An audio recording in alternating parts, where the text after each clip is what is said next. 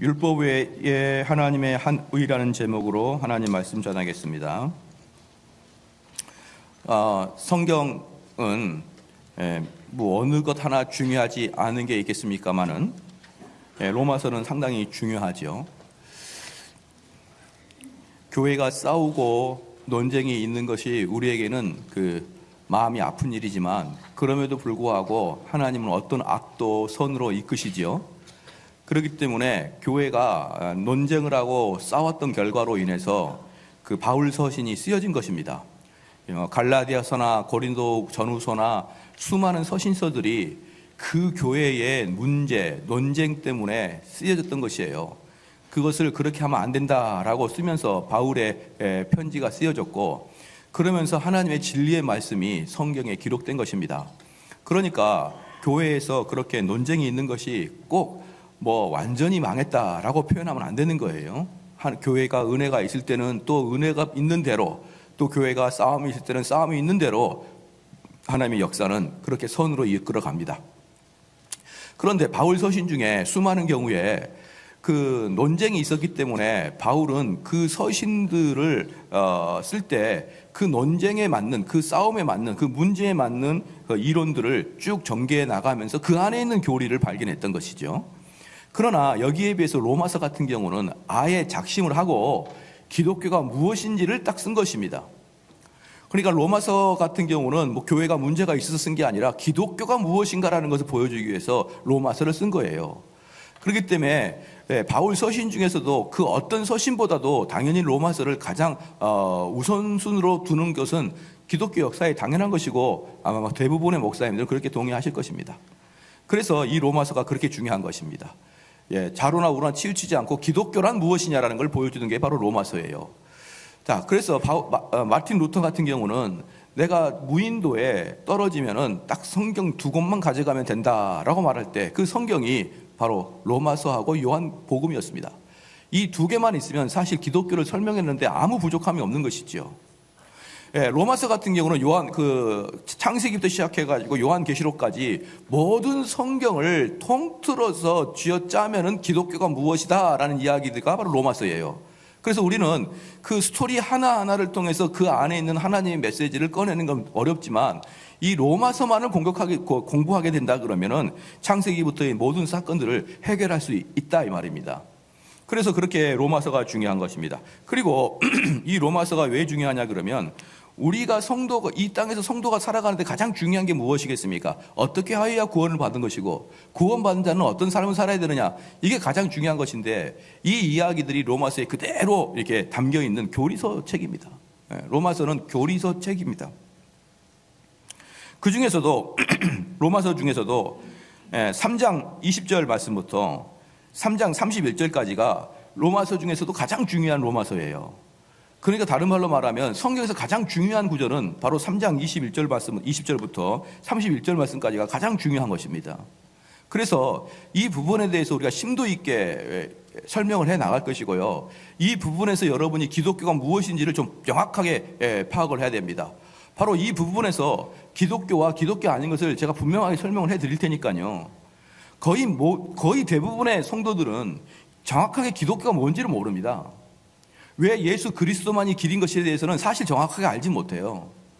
그렇기 때문에 교회가 그 문제가 발생하는 것이고요.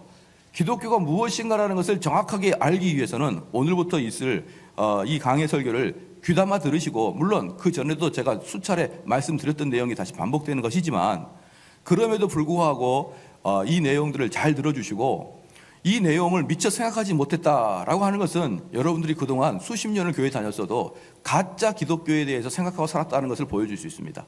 아무리 교회를 오래 다니고요, 아무리 수십 년 동안 교회를 다녔어도요, 정확하게 기독교를 모르면서도 얼마든지 교회를 다닐 수 있다는 것을 알 수 있고요.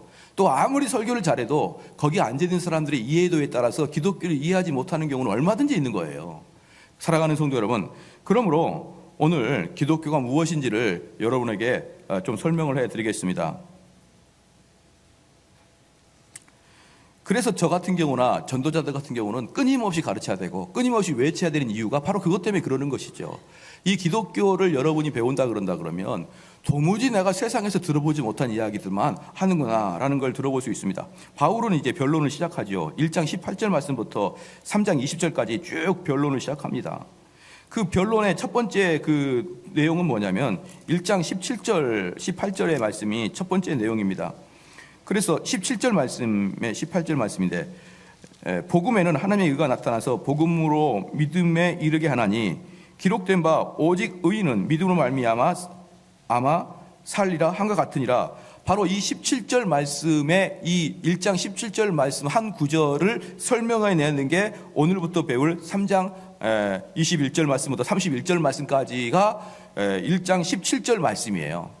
1장 17절 말씀은 로마서의 서론이라 그런다 그러면 17절 말씀을 해석하는 것이 3장 21절부터 31절 말씀이고, 그 다음에 18절 말씀에는 하나님의 진노가 불의로 진리를 막는 사람들의 모든 경건치 않은가 이렇게 나타나기 시작하면서 그 다음 넘겨봅시다. 20절부터 보면요, 창세로부터 그의 보이지 아니하는 것들과 곧 그의 영원하신 능력과 신성이 그 만드신 만물에 분명히 보여 알게 되나니 그러므로 저희가 핑계치 못할지니라. 하나님을 알되 하나님으로 영화롭게도 아니하며 감사치도 아니하고 오히려 그 생각이 허망하여지며 미련한 마음에 어두워졌나니 스스로 지혜 있다나 우준하게 되어 보십시오. 바울은 이 세상 사람들을 지금 이 1장은 이방인들에 대한 그 비판이에요. 이방인들은 나는 하나님 말씀을 배우지 못했기 때문에 뭘 어떻게 순종한지 몰랐다라고 핑계할 수 없다는 겁니다. 왜? 하나님께서 원하시는 마음을 여러분 마음속에 다 이미 심어놨기 때문에 그 사람이 하나님 말씀을 몰라도 무엇이 선이고 무엇이 도덕인지 다 알 수 있다 이 말이에요. 그러니까 핑계치 못한다 이랬고, 두 번째는 이제 2장에서부터는 유대인에 관한 것인데 그것도 여전히 너희가 말씀만 가지고 말씀만 듣는 게 문제가 아니라 그 말씀이 너희 것이냐, 그 말씀이 순종하고 있느냐, 이것에 따라 달라진다. 그러므로 지금 바울은 로마서 1장 2장을 통해서 무엇을 논증하냐 그러면 이 세상 모든 사람들은 하나님의 진노 아래 있다는 것이에요. 그게 바울이 말하고 있는 인간의 참상입니다. 그럼 어떤 사람이 그렇게 말할 수 있어요? 목사님, 이 세상 사람들이 모든 사람들이 죄를 짓는 게 아니지 않습니까?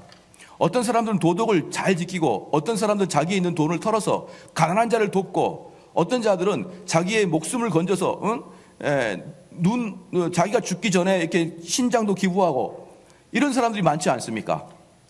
그 사람들은 선이 아니고 무엇입니까? 라고 질문할 때 청교도들은 그렇게 이야기했습니다. 예를 들어서 어느 해적선이 있다고 칩시다. 해적선이 가고 있는데 그 해적선 안에는 여러 명의 해적이 있었는데 그 중에 아주 정의로운 해적이 있었죠. 선량한 해적이 있었습니다. 그리고 아주 마음에 정이 많은 사람이 있었어요. 그래서 그 해적은 그 근무를 서야 될 거 아닙니까? 해적도 밤에 근무를 설 때 친구가 너무 열이 나고 아프면은 그 해적이 대신 서주는 거예요. 그리고 돈도 빌려주고 때로는 돈도 기부도 하고 때로는 많은 사람들이 힘들어할 때 위로도 주고 위로해주고 이런 해적이 있을 때 그 해적은 선한 자냐 악한 자냐 이 말이에요. 여기서 말할 때 뭡니까? 그가 아무리 선한 일을 해도 그는 악한 자다는 거예요. 그가 해적선에 있는 한 그는 어떠한 선한 일을 해도 심지어 자기 목숨을 내어줄지라도 그는 악한 자다 이 말이죠. 사랑하는 성도 여러분, 해적선 안에 있는 자들은 숨 쉬는 것 자체가 악입니다. 그러니까 지금 바울이 뭐라 그러냐면 이 땅에 있는 사람들은 숨 쉬는 것 자체가 악이라는 거예요. 그들이 아무리 선한 일을 하고 어떠한 돈을 기부하고 주인 바이처럼 자기의 재산의 90% 이상을 사회에 기부해도 숨 쉬는 것 자체가 악입니다. 빌 게이츠처럼 돈을 아무리 기부를 해도요, 숨 쉬는 것 자체가 악이에요. 여러분 이걸 믿으십니까? 이걸 믿는지 안 믿는지 저는 모르겠지만 바울이 지금 진단하는 게 인간의 상태가 그런 상태라는 것입니다. 그래서 그들은 옛날에 조사해 보니까 나치들 전범들을 조사해 보니까 깜짝 놀랐다는 것이죠. 그 나치들을 이제 그 전범자들을 재판하는데 재판장이 깜짝 놀랐습니다. 왜? 너무나 평범하고 너무나 일반적인 아저씨여갖고 너무나 가정에 충실하는 그런 하나의 아빠였어요. 그런데 그들이 엄청나게 많은 사람을 죽인 것입니다.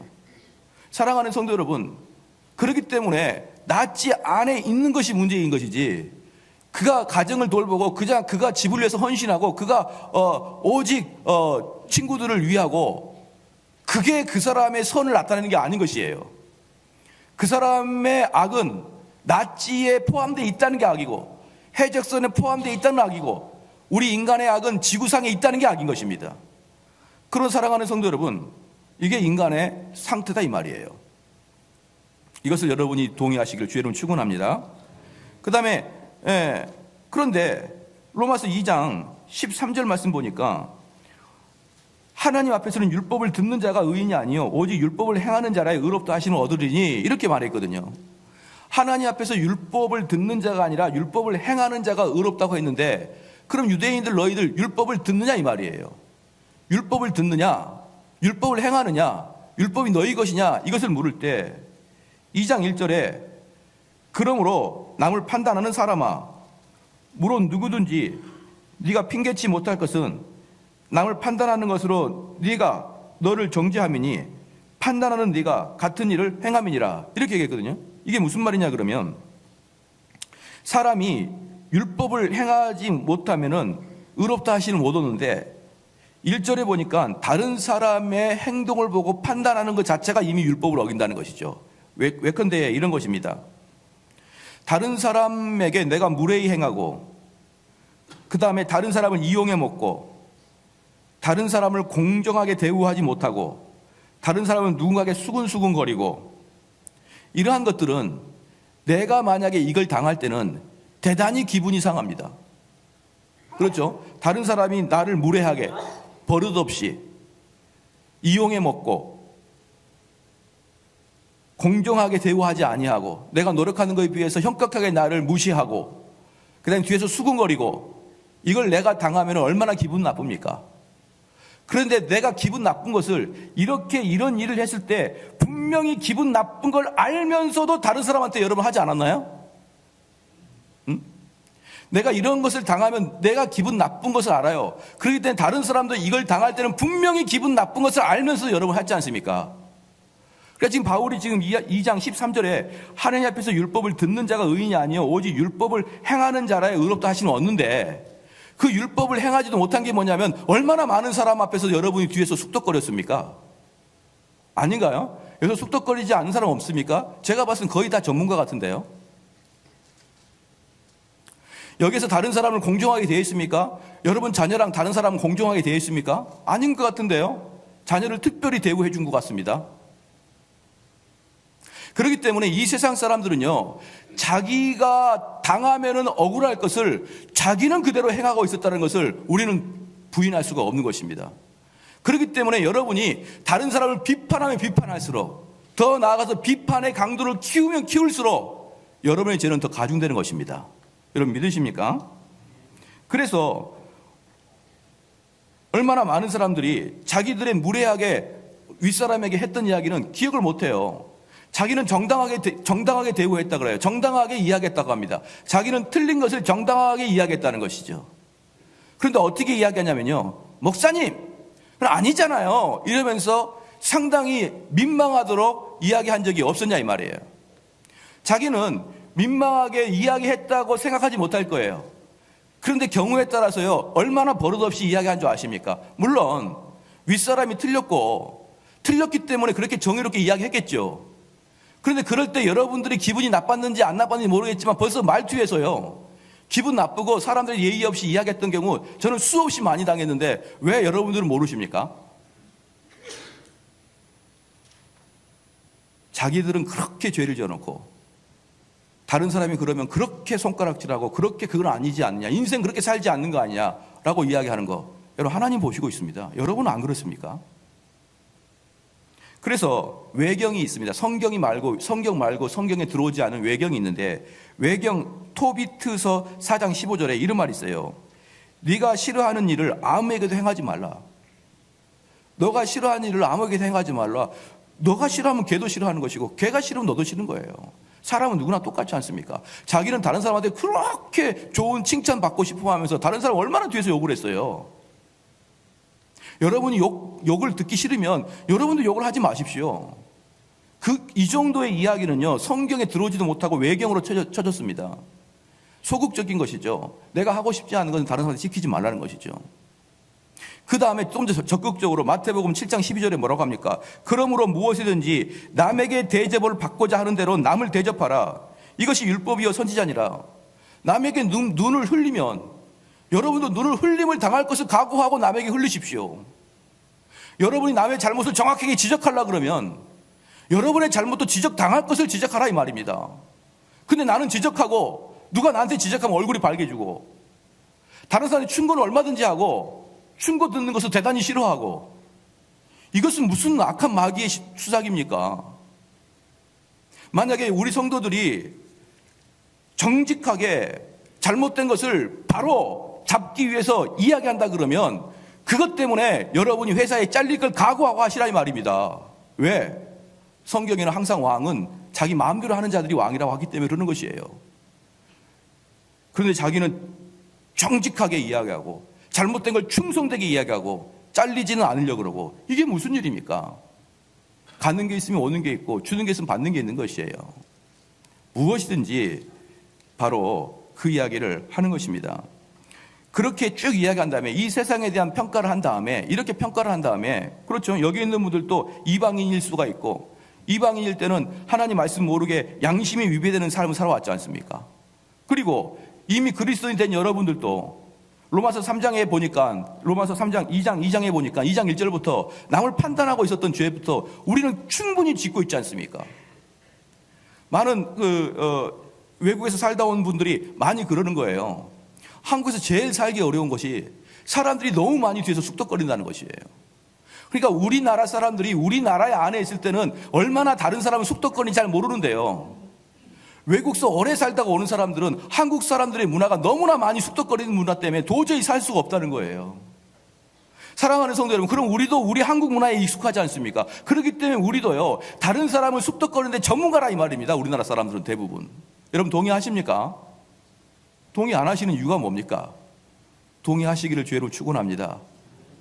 다 쑥덕거리면서 또 아닌 것처럼 그렇게 하면 안 되는 거예요. 이럴 때 아멘 해야 회개하는 거 아니겠습니까? 쑥덕거림입니다. 2장 1절에.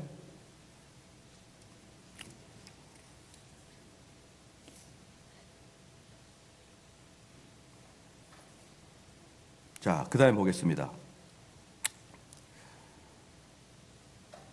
3장으로 넘어가겠습니다. 이런 상태로 모든 것들이 바울은 사람들을 죄로 묶어놨어요. 모든 사람들은 도무지 입을 열어서 의롭다고 말할 수 있는 상태로 만들어 놓지 못하고 바울은 사람들에게 입을 닫게 했던 것입니다. 그리고 난 다음에 20절에 그러므로 율법의 행위로는 그 앞에 의롭다 하심을 얻을 육체가 없나니 율법으로는 죄를 깨달음이라. 이렇게 20절에 이야기하는 것이죠. 그러니까 20절에 그러므로라는 단어가 나와 있잖아요. 이 그러므로라는 단어가 나왔던 것은 지금 제가 이야기했던 내용을 바울이 이야기했던 거예요. 바울이 이야기한 다음에 그러므로 너희들 스스로는 절대로 깨끗해질 수 없다는 것이에요. 이방인들도 그렇고 그리스도인들도 그렇고 너희들 깨끗해질 수 없다는 것입니다. 그러니까 너희들은 율법의 행위로는 그 앞에 의롭다 하심을 얻을 육체가 없다 그런 것이죠. 그럼 여기서 율법은 뭐냐 그러면요, 여긴 율법은 구약에 나와 있는 제사법, 시민법 그런 율법이 아니라 여기에는 율법을 뭐라고 하냐, 도덕적인 선함을 이야기합니다. 그래서 신약에서 나오는 율법, 너희들이 율법을 지키지 못하느냐라고 신약에서 그렇게 나오지 않습니까? 그러면 그건 전부 다 도덕적인 선을 이야기하는 것입니다. 동의하시죠? 그러니까 그러므로 이걸 율법의 행위로는 다른 말로 그러므로 선한 행위로는 그 앞에 의롭다 하심을 얻을 육체가 없나니 이 말이에요. 그러므로 선한 행위로는 그 앞에 의롭다 하심을 얻을 육체가 없나니 선함으로는 죄를 깨닫게 함이니라. 할렐루야. 그럼 하나님께서 왜 우리에게 선함을 이야기하느냐?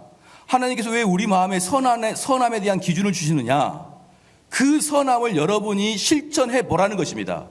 그러면 내가 얼마나 악한지를 깨닫게 된다 이 말이에요. 그러니까 하나님께서 이렇게 지금 바울이 로마서 1장 2장에서 충분히 우리를 죄로 가뒀던 이유는 너희들이 이래도 죄고 저래도 죄고 충분히 죄로 가렸던 이유는 율법으로는 안 된다는 것을 보여주기 위해서 바울이 그렇게 이야기했던 것입니다. 그래서 21절에 이제는 있는데 21절에 맨 앞에 우리 한글 성경에는 그러나가 안 나왔어요. 그러나 한글 성경에는 이제는이란 말 자체에 그러나 이제는 이게 다 포함되어 있는 것이죠. 그러니까 지금 로마서 1장, 2장, 3장에서 쭉 이야기한 다음에 그러나 이제는, 여러분들이 얼마나 큰 죄인인 걸 알아야 이 그러나 이제는이가 여러분들의 은혜가 되는 것입니다. 내가 도무지 소망이 없구나, 내가 어떤 일을 할지라도 아무 소망이 없구나라는 걸 깨달아야 그러나 이제는 되는 것입니다. 그러나 이제는 율법 외에 하나님의 한 의가 나타났으니 율법과 선지자들에게 증거를 받은 것이라. 여기서 두 가지를 여러 개 말씀드리겠습니다. 첫 번째는 하나님의 한 의와 그 다음에 두 번째는 율법과 선지자들에게 증거를 받은 것, 이 두 가지를 말씀을 드리겠습니다. 첫 번째는요, 율법과 선지자들에게 증거를 받았다. 자, 이 말이거든요. 이게 뭐냐 그러면 21절에 맨 처음에 이제는 율법 외에 이렇게 나오잖아요. 이제는 율법 외에. 그러니까 이제야 나왔다는 것이죠. 과거에는 안 나왔는데 이 바울 시대 때 이제야 나왔다는 것이죠. 예수님 시대 때 이제야 나왔다. 이제는 율법 외에. 그런데 이게 지금 나온 게 아니라 사실은 21절 후반부에 율법과 선지자들에게서 증거를 받은 것이다. 즉 구약에서 이미 예언되어 있었던 것이라는 것이죠. 그러니까 이 내용 21절의 내용이 뭐냐면 구약에서 이미 예언되어 있던 것이 예수님 시대 때 이제는 그 복음이 밝히 드러났다 이 말입니다. 그래서요 구약의 전체는 예수 그리스도를 보여주고 있다 이 말입니다. 우리가 예를 들어 보겠습니다. 창세기로 한번 가볼게요. 창세기 12장입니다.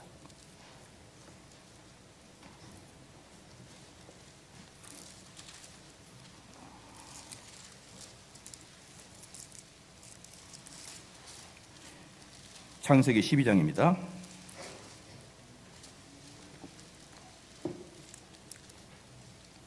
이게 지금 아브라함에게 복을 주시는 건데 아브라함을 부르실 때 복을 주시는 겁니다. 12장, 창세기 12장 3절 말씀이에요. 너를 축복하는 자에게는 내가 복을 내리고 너를 저주하는 자에게는 내가 저주하리니 땅의 모든 족속이 너를 위하여 복을 얻을 것이니라 하신지라. 지금 이것은 아브라함이 복의 근원이 되는 것에 대해서 하나님께서 예언을 해주셨어요. 너가 복의 근원이 될 것이다. 그렇죠? 근데 어떤 복을 했냐면 땅의 모든 족속인 거예요. 땅의 모든 족속. 그러니까 이스라엘 사람뿐만 아니라 이방인들까지 모든 족속에게 복의 근원이 될 것인데 바로 너가 복의 근원이 될 것이다. 이렇게 예언을 해줬습니다. 그런 다음에 창세기 22장으로 한번 가보겠습니다. 이 구속사적 원리, 성경의 구속사적 원리는 점점점 신약으로 갈수록 더욱더 선명하게 드러난다. 이게 구속사의 원리예요. 창세기 22장은 아브라함에게 이삭을 바치라는 그런 시험이 22장인 것입니다. 아브라함에게 이삭을 바치라는 게 시험의 내용인데 하나님의 시험에 아브라함은 통과했어요. 통과한 다음에 그 다음 아브라함에게 하나님이 복을 주시는데 그게 바로 22장 17절 말씀입니다. 17절. 내가 네게 큰 복을 주고 내 씨로 크게 성하여 하늘의 별과 같고 바닷가의 모래와 같게 하리니 내 씨가 그 대적의 문을 얻느니라. 그러니까 이건 사실은 이제 좀 더 발전하고 보니까 그게 아브라함이 아니라 아브라함 씨라고 딱 이제 좀 더 구체적으로 이야기합니다.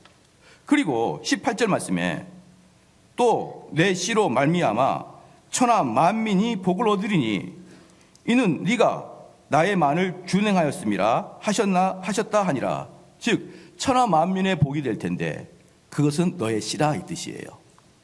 사랑하는 성도 여러분, 이게 무슨 내용이냐 그러면 이삭을 바치는 시험에서 이기자마자 하나님께서 아브라함에게 주신 축복은 뭐냐 그러면 너의 씨로 하여금 모든 만방이 복을 받을 것이다. 이렇게 예언을 해 주셨습니다. 그런데 여기서 잘 봐보십시오. 17절 18절에 그 씨 있잖아요.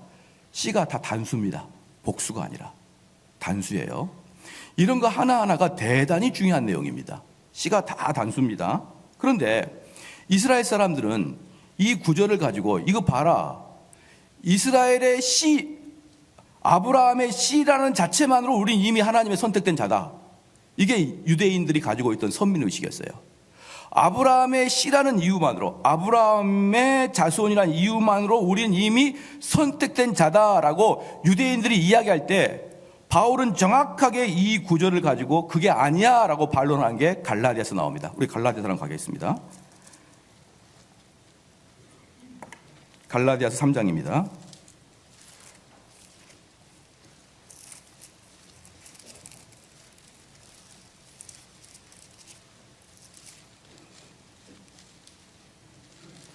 갈라디아 3장 8절 말씀입니다. 갈라디아 3장 8절 말씀. 또 하나님이 이방을 믿음으로 말미암아 의로 정하실 것은 성경이 미리 알고 먼저 아브라함에게 복음을 전하되 모든 이방이 너를 인하여 복을 받으리라 하였으니, 그러니까 창세기 12장의 말씀, 22장의 말씀을 그대로 다시 바울이 그대로 이야기합니다. 아브라함의 씨로 만민들, 이방인들에게도 복음을 전할 것이다, 이렇게 이야기한 다음에 그 다음에 16절, 3장 16절입니다. 이 약속들은 아브라함과 그 자손에게 말씀하신 것인데 여럿을 가리켜 그 자손이라 하지 아니하고 오직 하나를 가리켜 내 자손이라 하였으니, 라고 하는 것은 뭐냐? 그 씨를 잘 봐라. 창세기 22장의 그 씨를 잘 봐라. 복수가 아니라 단수다. 그러니까 그 씨들, 즉 너희들을 이야기하는 게 아니고 그 씨 중에 한 씨를 이야기하는데 그 씨가 바로 예수 그리스도다, 이렇게 이야기하는 것이 지금 갈라디아서의 증거예요. 자, 이런 식으로 이야기하는 게 뭐냐 그러면, 정확하게 뭐냐 그러면 이삭의 예표가 예수 그리스도의 예표라, 이 뜻입니다. 할렐루야. 그 이삭이 어떻게 됐습니까? 죽음을 당할 뻔했잖아요. 이삭이 하나님 앞에서 제물로 죽음을 당할 뻔했던 사건 이후에 바울이 그 사건을 가지고 이것은 예수 그리스도를 말하는 것이다 라고 이야기하는 것입니다. 사랑하는 성도 여러분, 그러므로 우리는 이 땅에 그리스도인을 살아간다는 뜻은 뭐냐 그러면 예수 그리스도가 이삭처럼 죽음을 당해야 될 것이다, 이게 기독교라는 것이에요. 자, 그 다음에 그래서 이제 모든 구약은, 다시 이제 로마서로 가겠습니다. 모든 구약은 그런 식으로 다 예수님을 다 예표하고 있고, 우리가 성경을, 구약을 잘 못 이해해서 그렇지 구약은 모두가 예수님을 다 이렇게 증명하고 있는 내용이었고, 그리고 특별히 방금처럼 이삭의 죽음 그 자체를 예수 그리스도의 죽음과 비교하는 그런 구절을 볼 수가 있었습니다. 그럼 두 번째, 다시 여기서 이제 하나님의 의입니다. 이제는 율법 외에 하나님의 한 의가 나타났으니, 이제 문제는 뭐냐면 하나님의 의인 것입니다. 의. 이제 교회를 가만히 다니다 보면은요, 이제 그런 분들이 있어요.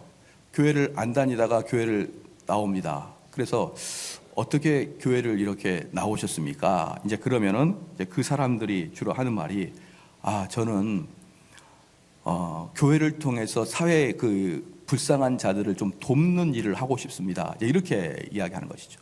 또는 동남아의 그 불쌍한 사람들을 돕고 싶고 아프리카 사람들을 도울 마음으로 교회 왔습니다. 그러니까 사람들의 마음 속에는요, 교회라는 것은 그런 것을 해야 된다라는 마음이 있는 거예요. 교회라는 것은 이 사회의 불쌍한 자들 또는 그 다른 나라의 불쌍한 자들을 가서 돕고 씻기고 또 좀 돈도 주고 먹이고, 이러한 것들이 교회가 해야 될 일이라고 많이들 이렇게 생각을 하고 있습니다.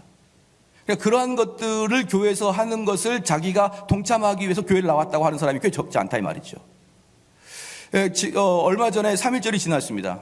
3.1절이 지났는데 이 3.1절의 그 근간이 올 때마다 항상 기독교 교수들이 모여 앉아가지고 한국교회 문제에 대한 토론할 때 항상 빠지지 않는 게 뭐냐 그러면, 100년 전에 3.1절 때는 기독교 인구가 소수였지만 3.1절의 전반적인 인도를 기독교인이 했다는 것이죠. 그렇죠. 그래서 그렇게 사실은 소수였지만 그 민족들의 문제를 가장 앞서서 그들의 고통을 해결하려고 했던 기독교의 지도자들의 모습을 보고 사회는 교회에다가 소망을 두기 시작했다는 것이죠. 그래서 교회에 나와서 그들의 소망을 이렇게 분출할 수 있는 것이 교회라고 생각했는데, 지금은 교회가 사회의 문제에 귀를 닫고, 지금의 사회 부조리에 귀를 닫고 교회 안에 자체에만 신경을 쓰는 것이 현대교회라는 것이죠. 그렇기 때문에 과거에는 교회가 소수였지만, 교회가 존경을 받았지만, 지금은 교회가 다수지만 교회가 미움을 받는다는 것이죠. 사랑하는 성도 여러분, 일리가 있는 말입니다. 그런데요, 한번 잘 보십시오. 가난한 자들 돕는 거 있죠. 사회 약자 돕는 거 있죠. 그 다음에 3.1운동과 같이 민족의 문제에서 앞장서는 거 있지 않습니까? 이런 것들은요, 꼭 기독교인이 아니어도 할 수 있습니다. 맞죠? 그래서 이런 것을 하는 게 교회의 목표가 아니에요. 이런 것은 우리 기독교뿐만 아니라 신천지고 이단이고 불교 신자고 누구든지 그 동단에서 할 수 있는 일인 것입니다. 물론 이러한 일들이 참 선한 일이고 좋은 일인 건 분명하지만, 이 일이 기독교의 아주 중요한 일이라고 보면 여러분 절대로 안 되는 것이에요. 바로 이 부분이 하나님의 의라는 이야기가 나오는 것입니다. 하나만 더 볼게요. 빌립보서 한 번 더 가봅시다. 마지막으로 찾아볼게요. 빌립보서 3장을 펴주십시오. 3장을 펴주시고 제 설교를 좀 듣겠습니다. 이게 왜 문제냐면요, 우리 기독교는 이 세상에 있는 어떤 것과도 다릅니다. 왜 그러냐면, 어떤 종교든지 어떤 사상이든지 내가 영원한 구원으로 올라가기 위해서 내가 무엇을 해야 될 것인가의 논의예요. 종교는 내가 영적인 구원, 내가 죽어서의 문제를 어떻게 해결할 것인가의 문제를 생각하는 게 종교입니다. 그런데 기독교가 아닌 모든 종교는요, 그것을 위해서 내가 무엇을 할까가 바로 종교예요. 또한 종교가 아니고 일반 사상이라 그런다 그러면, 내가 이 나라의 사상이 어떻게 돼야 이 나라가 깨끗하고 합리적이 될 것인가에 대한 논의가 사상인 것입니다. 이것들의 모든 공통점이 뭐냐 그러면요, 내가 무엇을 할까예요. 내가 무엇을 할까입니다. 내가 어떻게 선언을 할까. 그래서 우리 교회 사람들이 어떻게 선한 일을 하게 할까, 우리 교회 사람들이 어떻게 윤리적으로 올바로 살게 할까, 이렇게 외치는 것이 대부분의 종교 상태입니다. 이게 누가 그랬냐 그러면요, 바로 바울이 그랬어요. 바울이 예수님 만나기 전에 빌립보 3장 봐봅시다. 이게 예수님 만나기 전인데요, 빌립보 3장 4절 말씀이에요. 그러나 나도 육체를 신뢰할 만하니, 만일 누구든지 다른 이가 육체를 신뢰할 것으로 있는 줄로 생각한다면 나는 더욱 그러하니.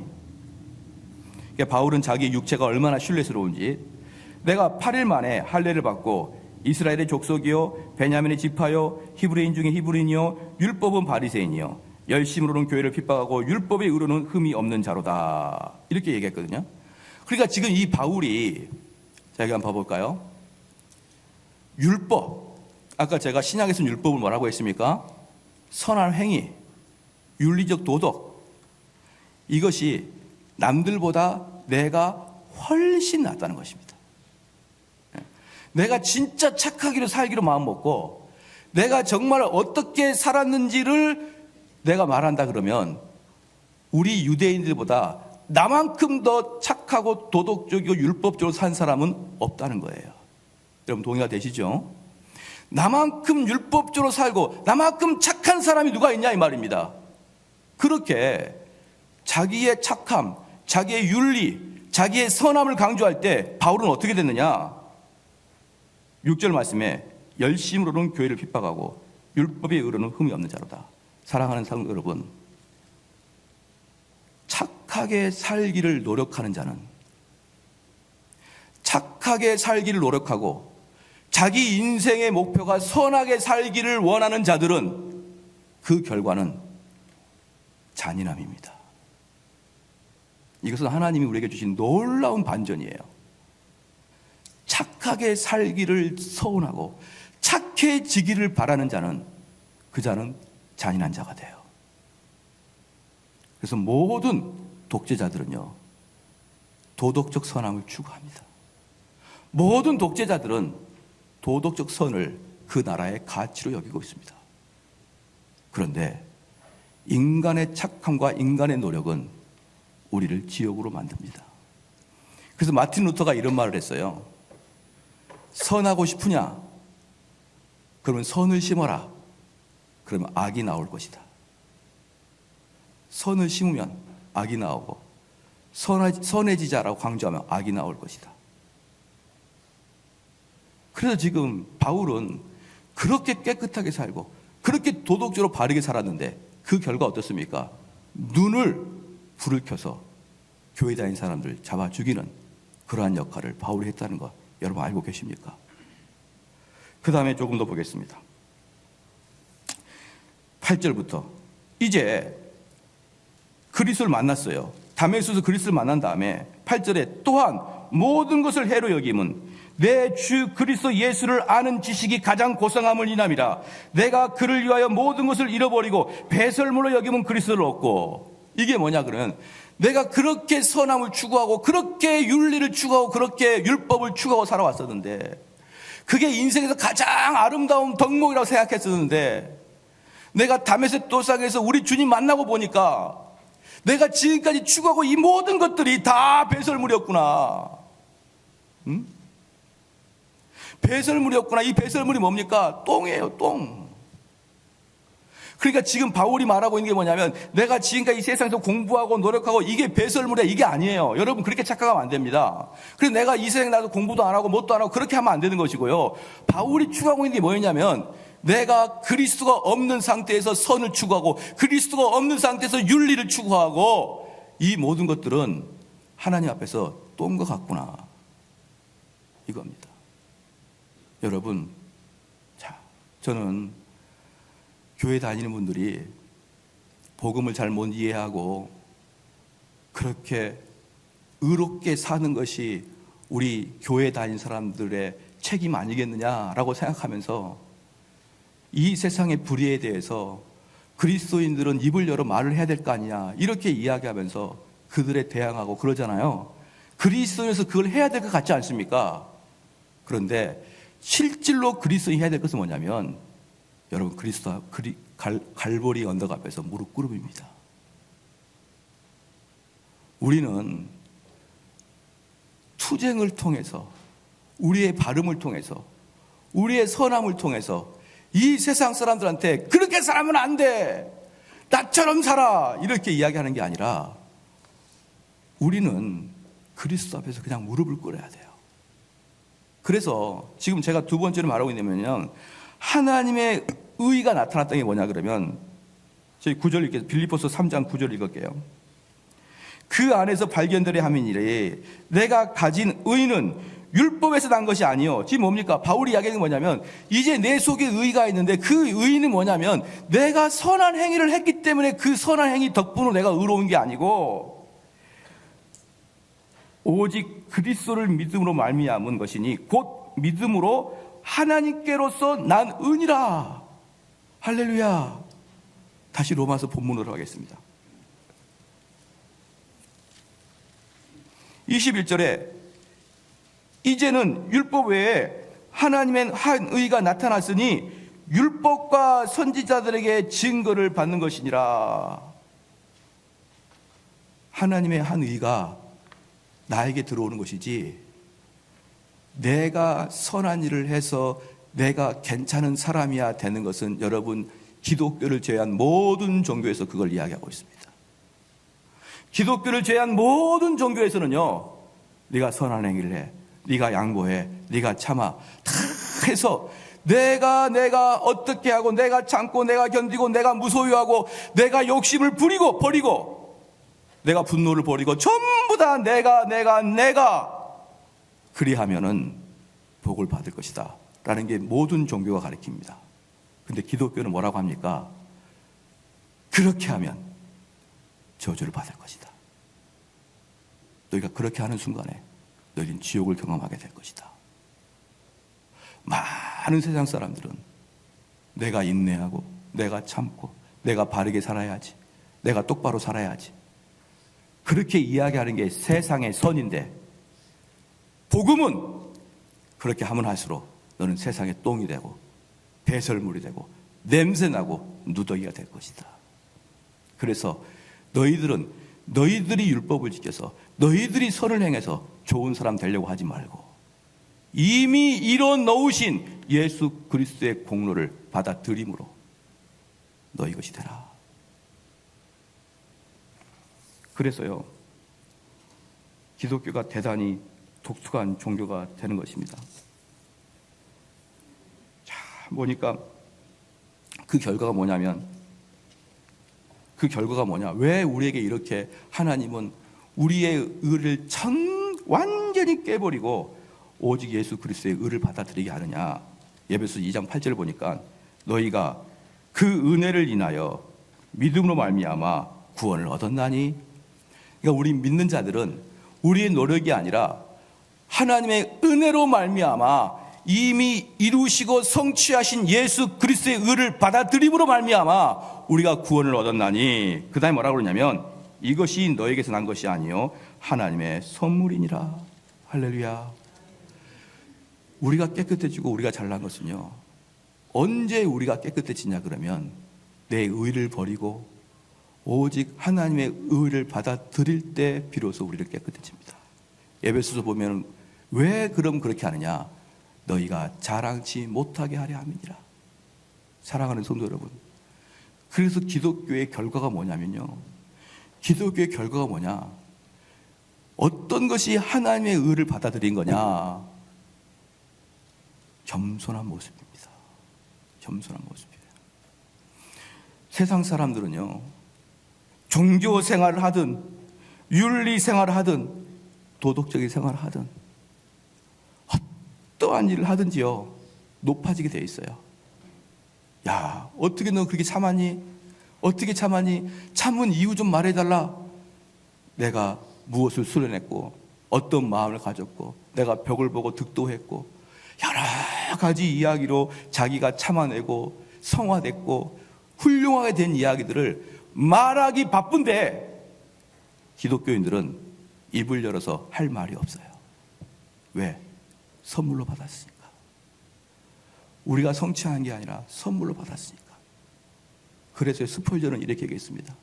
스폴전이 뭐라 그러냐면, 여러분, 저는 이 말씀이 너무나 충격적이에요. 그리스도인들은 교만한 건 가짜다. 그리스도인은 교만한 건 가짜다. 왜? 너희가 진짜 기독교가 뭔지 알면 교만한 게 얼마나 두려운지 알 것이다. 사랑하는 성도 여러분, 말씀의 결론을 맺겠습니다. 우리는요, 로마서 3장 21절 말씀 31절까지가 우리가 어떻게 구원받는 것에 대한 이야기가 쭉 나올 것입니다. 그때 지금 바울이 첫 번째로 우리에게 제시한 것이 뭐냐 그러면, 율법은 죄를 깨닫게 하는 것인데, 그렇죠? 율법은 죄를 깨닫게 할 것인데, 그 율법을 통해서 너희가 선함을 성취하려고 하는 순간에 너희들은 재앙이 갈 것이야. 그래서 하나님께서는 하나님의 의를 따로 만들어 주셨는데, 그 따로 만드신 그 의를 너희들은 22절에 곧 예수 그리스도를 믿음으로 말미암아 모든 믿는 자에게 미치는 하나님의 의는 차별이 없느니라. 믿음으로 그 의를 가져오는 것이지 다른 것으로 해결할 수 있는 거 아니다. 그런데 또 중요한 게 뭐냐면 22절에 맨 마지막에 하나님의 의니, 그 하나님의 의는 차별이 없습니다. 어떤 사람입니까? 얼마나 나빠서 살인자였고 너무너무 나빠서 사형 선고를 받은 십자가 옆에 있는 강도조차도 구원시키는 의인이, 십자가 옆에 있는 강도조차도 차별이 없이 구원시키는 의인이 너희들의 노력에 의해서 나타난 게 아니라 하나님 걸 그냥 전가받아라, 그냥 받아라, 선물로 받아라. 23절에 모든 사람이 죄를 범하였음에 하나님의 영광에 이르지 못하더니 그리스도 예수 안에 있는 구속으로 말미암아 하나님의 은혜로 값없이 의롭다 하심을 얻은 자가 되었느니라. 여러분, 여기서 우리가 그리스도인들이 얼마나 값없이 이것을 받았는지를 깨달으려 그러면 로마서 1장 2장의 말씀처럼 우리는 얼마나 추한 삶을 살아왔는지, 그렇죠?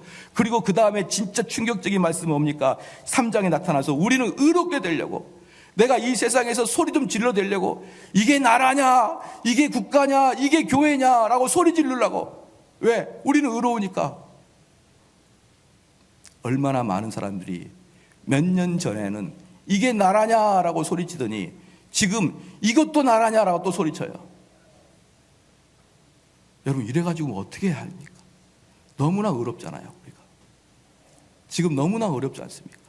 이 너무나 어려워서는요 기독교가 아니라 이 말이에요. 우리는 의로울 게 없다. 왜? 우린 그저 받았으니까. 하나님이 다 마련해 주시고 구약에서부터 이미 성취하시고 완성되어서 하나의 그 상품으로 딱 세팅을 해놓은 것을 그냥 우리한테 한 방에 탁 주는 거예요. 이걸 가져가. 그럼 우리는 우리의 노력이 아니라 그걸 아멘으로 받아들임으로 하나님 감사합니다. 감사합니다. 그래서 우리 성도들에게는요 마지막에 남는 것은 겸손, 하나님 감사, 내 마음을 해서 하나님을 찬양, 이것이 성도의 모습이지 두 주먹 불끈 쥐고 불의를 대항하는 모습은 성도의 모습이 아닌 것입니다. 다 같이 한번 기도하시겠습니다. 기도하실 때요 여러분들이 어떻게 기독교를 정의하고 있는지 모르겠습니다. 그런데 제 눈에는 너무나 많은 사람들이 의로움에 취해 있어요. 이건 기독교가 아닌데 기독교라고 생각을 하고 있어요. 여러분 이래가지고는 안 되는 것입니다. 다시 한번 기도하실 때 그 우리의 의를 의지하지 않게 도와주시고 나의 착함을 의지하지 않게 도와주시고 오직 예수 그리스도가 하신 그 의를 바라볼 수 있고 그 의를 묵상할 수 있도록 해달라고 우리가 한번 기도하시겠습니다.